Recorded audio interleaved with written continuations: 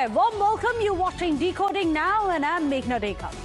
Well, when the Prime Minister's video, because of a glitch, a technical glitch, the government says that the explanation isn't reasonable. At the same time, you have Nitin Gadkari, who is a union minister. He's dragged Meta, X and Google to court. He sued them, alleging that AI-generated deep fakes of him and his family are being falsely portrayed as him profiteering from the E20 policy. In fact, two of the controversies, one common thread, the growing clash between India's government and the world's biggest technology companies, Google, Meta and X. Is this only about algorithms, accountability, or is the growing power of big tech one of the biggest problems? Tonight, we are going to decode Bharat Sarkar's latest confrontation with Silicon Valley's biggest giants. First, we are going to show you a screenshot which shows Prime Minister Modi's Facebook video on tougher action against paper leaks. You can see that on your screens. In fact, instead of the attached video, which you can see on your screens, there's a message which pops up instead. Users were shown this message stating that the post was not available in India and that the media isn't available due to a legal request. Questions, of course, are now rising about whose legal request, who complained, and who gave the order to block and censure the Prime Minister's post and on what grounds. Well, the video may have disappeared briefly from the timeline of Facebook, but its message has only grown louder. Prime Minister Narendra Modi's video outlined the centre's roadmap against paper leak. What was it showing? Was there anything offensive in it? Let me tell you. The Prime Minister gave out a message that there are going to be tougher anti-paper leak measures in place. The Prime Minister also had assured the students and the youth that there are going to be fast-track courts which have been planned and nothing is going to be above the welfare of youth, that they are first and foremost, that the strictest punishments are going to be taken against offenders. In fact, this is the message. Is there anything offensive in it? Well, the youth don't seem to think so. Because interestingly, there were 9.3 million Facebook likes on the Prime Minister's video, and yet, with a snap, it had disappeared for some time from Facebook. Questions again, why? Well, the BJP has launched a blistering attack on Meta after Prime Minister Modi's Facebook video was briefly taken down. Of course, now it was immediately restored, but there was a lot of back and forth. The BJP has called it a far more than a technical glitch. What does the BJP say? Well, you have BJP's Tejinder Bagga, who says that Facebook has crossed every red line. Who authorized censoring the Prime Minister? It's a shameless attack on democracy. Facebook must reveal whose request it obeyed to block the Prime Minister. So he clearly is hinting at a larger agenda there. It's not just him, because after there was this outrage came the apology. Meta had to step in and it admitted that Prime Minister Narendra Modi's Facebook video was removed by error. This is what Meta has said in its statement. It says that the content was removed in error, the video has been restored. That's it. It does not give any more details as to what was this error, technical, human, what nature of error. No details. And then it says the content has been removed and that's it, that the video has been restored. But who complained, if there was a legal request, by whom, and who gave the order for the Prime Minister's video to be removed? That is what the centre is asking. Meta may have apologized, but the government isn't buying it. The government is not convinced at all. Sources are saying that the centre has found that the company's explanation for briefly removing Prime Minister Modi's Facebook video not reasonable. Sources are saying that even after the video was restored, the issue is far from settled for the government, with the government now continuing to seek answers on how this takedown happened in the first place. Why did Meta remove the video of Prime Minister Modi? The Modi government has stepped up its response to Meta. In fact, there are top sources who are telling Times Now that the Ministry of senior Meta executives as well. So this is the big scoop that we are getting for you. MeitY, which is the nodal ministry in this case, has summoned the top Meta executives. Also, that the summons have gone to the global head for Instagram as well as Facebook. Both of them, of course, verticals of Meta. Also, that those who have been summoned includes the global head of public policy of Meta as well. That there are answers for brief restriction which has been sought. That it's all is not well, very clearly for the government. You simply cannot say it was an error, restore the video and say let's move on. The government says it's not over yet. Well, we also have a story on Union Minister Nitin Gadkari, who has taken on the big tech in court. In fact, he has alleged that there are AI-generated deep fakes of him and manipulated videos which falsely link him to profits coming in from the E20, the ethanol policy.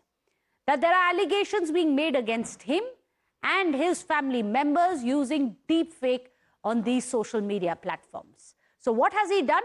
The action that he has done is filed a lawsuit which targets Meta, X and Google. Yes, that's right, the biggest big techs, Meta, X and Google.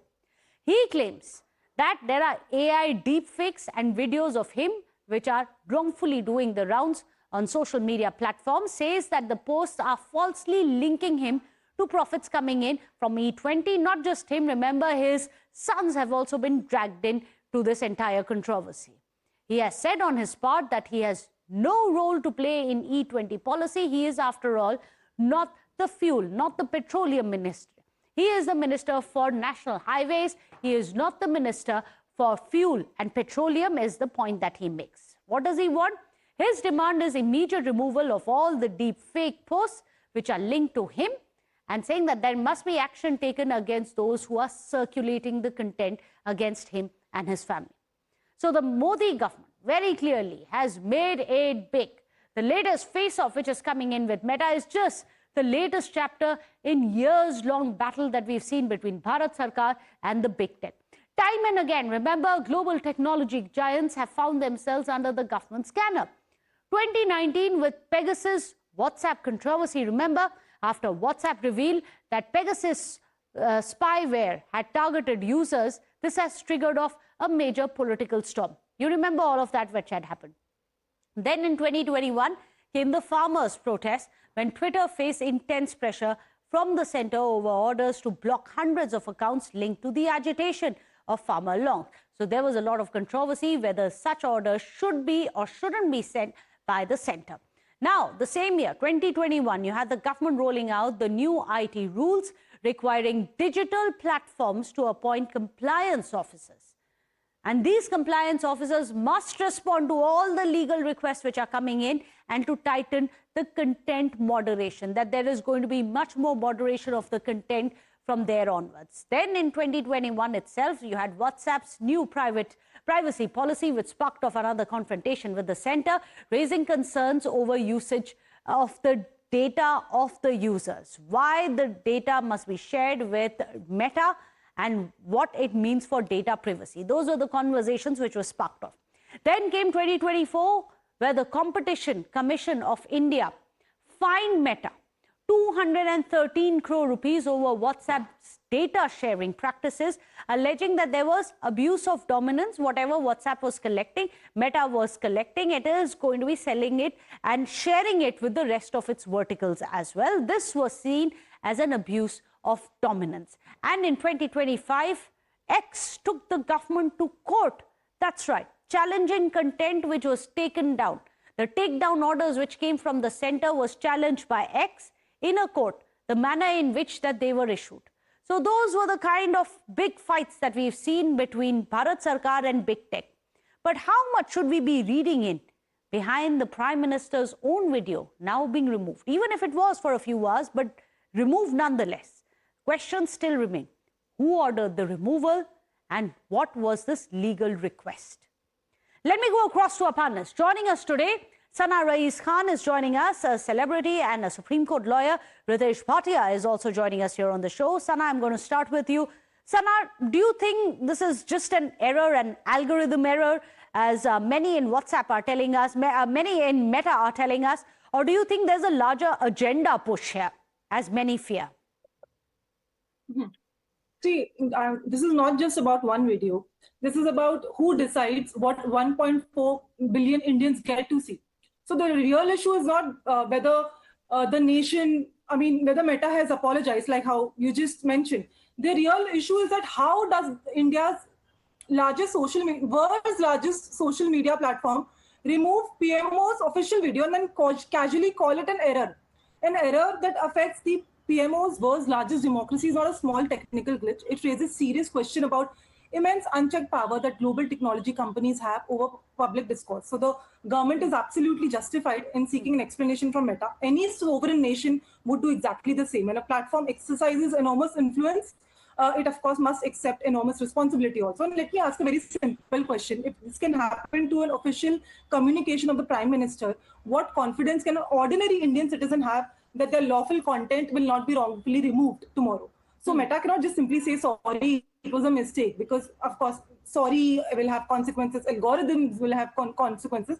This is precisely why accountability definitely matters. And PMO's message was addressing students on an issue of national concern. So citizens may agree or disagree, but the essence of democracy is that by allowing a private national corporation to become the gatekeeper of what political communication reaches the public is an entirely different matter. This incident also comes around a time when concerns this is very interesting because there were huge amounts of likes on this video of the Prime Minister. Everyone has that right to actually access it, to like it, dislike it, to agree, disagree, doesn't matter. But Ritesh Bhatia, there are those who are going to say it's not just about accountability, it's also about free speech.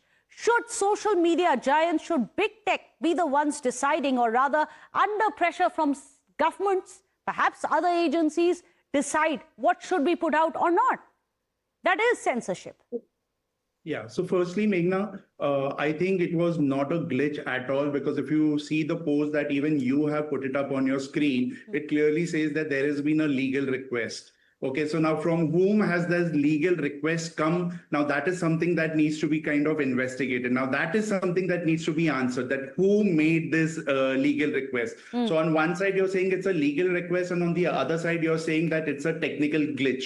So I think it's contradictory in itself. Like, you know, right now the image shows that. Yeah. So that is one. Now to answer your question as such, as to whether they have the right to remove it or not. Now, let's understand one thing also. When we come up to free speech, now there have been debates, so even on that part wherein people have said anything, and then, you know, we have gone after those people saying that, okay, you know, there is a restriction to a free speech also. It's a public place. It's like a public platform. You just can't say what has to be said. So I think there is no regulation as such. And that is exactly what has been missing since years and years.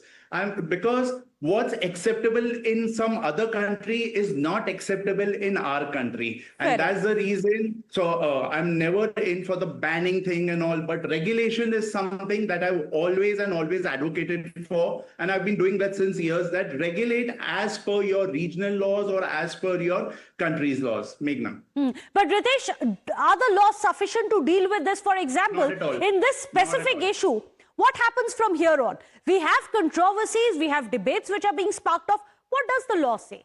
Can the government ask for greater accountability other than summoning? A person like you or me cannot summon Meta executives. The government can. So what does the law say? The government can, but then the government has been doing it since so many years, and I don't see any output. It looks like, okay, you know, you're being treated like a son-in-law in this particular country for reasons best known to the government and to the other people, because the kind of, you know, abuses, the way they have abused their platform is very clear. We are talking about one PM's Modi's video, which was like a normal video. What happened about the child sexual abuse material which is there? What about the rape videos? What about the trolling videos? What about the rape threats and all? What happens over there?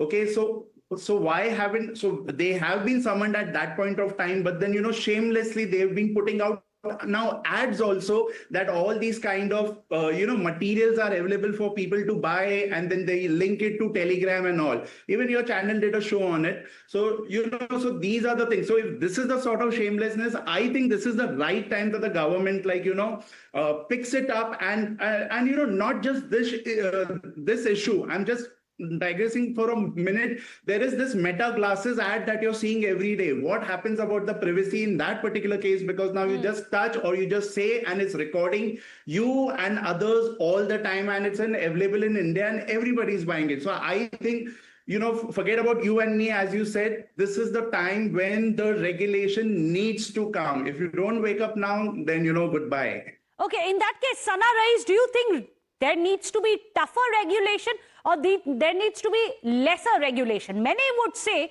the reason why the Prime Minister's video itself was blocked was because there was some kind of a pressure, let's say a legal request, as that message said, a legal request. Why should there be a legal request? Why should Meta regulate? Definitely, there's a need for a stronger regulations, and the country Or lesser regulation. Yes. But if there was lesser regulation, this wouldn't have happened. Meta then wouldn't have had the right to stop a video from being posted. We deserve a complete explanation that exactly which moderation mechanism failed and what safeguards are being introduced to prevent a repeat, whether it was automated, manual. Let me say this clearly, that India welcomes technology and innovation, but it will never outsource its sovereignty to private technology companies. So, of course, regulation, as you asked, more stronger regulations required and more transparency is required. Accountability, as we all feel, is essential in this case, because government has every right and indeed every duty to demand answers. Okay. When platforms, handling public communication fail in a manner that affects democratic institutions. So the discussion is definitely greater regulations about ensuring that no. So Sana and Ritesh, they agree, greater regulations. No private corporation. But then there are others who are saying, is that the right way or the wrong way of going about it? What if there are greater regulations? Yes, the Prime Minister's post, but also people like you and me, all of us would also come under greater scrutiny and perhaps open to some form of, curbs on democratic right to speech is the flip side of it. But nonetheless, this is a long debate. I'm sure Sana as well as Ritesh, we're going to be calling you back on the show for many such debates in the past, because we've seen again and again these conversations keep coming up. So I appreciate you joining us here today. With that, we are shifting focus. There's some big breaking news which is coming in. Remember, we're in the midst of a stormy parliament session where you had Priyanka Gandhi leading the charge against the government when it came to the discussion over the public examination bill. After Priyanka Gandhi, Rahul Gandhi is also now attacking the education minister, the newly appointed education minister Prahlad Joshi, saying that the Prime Minister chose a man who backs rapists. Rahul Gandhi says that we couldn't have chosen anyone, but he chose him instead. So RG versus BJP, this is the face-off that has already happened in the Sansad and right outside the Sansad. Listen in to what Rahul Gandhi has to say. These young people were protesting about the education system. And so many girls, many girls are protesting. They've been beaten, they've been thrashed. The BJP puts a man who is a defender of rapists. That's the most filthy type of man. There can be no filthier man than somebody who says that rapists need protection. That is the education minister of India today. It's a strange reaction from the Prime Minister that there are so many people in his cabinet. He could have chosen any one of them, but he chooses a person who protects rapists. It's quite amazing. Let me go across to Mohit Bhatt. Mohit, it started with a debate on tougher laws to ensure that there is no paper leak, but now it's all gone down to the resonance of Shah Bano, her rapist, and the political endorsement, as the Gandhis are putting it. Has the goalpost for the debate changed? That the debate which was on the issue of paper leaks, for having a strong bill to ensure that in future people will be terrified to indulge into leaking of paper. Now what we see is that it has been shifted to personal attack on new Education Minister Prahlad Joshi, where we saw Priyanka Gandhi Vadra in the parliament attacking Prahlad Joshi, and then outside the parliament we saw Rahul Gandhi, while speaking to the media, calling him a filthy man and defender of rapists. So this is something which has garnered sharp reactions from the Bharatiya Janata Party. And Meghna, shortly from now, an official briefing will be held by Bansuri Saraj, who was the first speaker from the NDA side, from the BJP side. She will be countering what Priyanka Gandhi Vadra has said in the House, and also will be reacting to what Rahul Gandhi has said, because we have... So that's interesting. There's going to be a BJP press conference also later on in the day. Thank you so much, Mohit, but for joining us. Well, in fact, as we were telling you, explosive remarks coming in from Priyanka Gandhi against Prahlad Joshi. Now she has only doubled down on her stand. She has said that appointing Prahlad Joshi as the new education minister sends a wrong message, asserted that she will authenticate every statement she made on the floor of the House, that there were no lies. Saying that they're bringing in women's rights, women's reservations, and they're putting women in the forefront. What a way is this of putting women in the forefront? You're a woman. You know what women have to face and deal with in society in general, their security, everything. It's a very wrong message. I'm going to अभी कर रही हूँ authenticate, मैंने भेज दिया. Well, that's all we could pack in for you here on Decoding Now. Don't go anywhere. Lots more on the other side of a short break.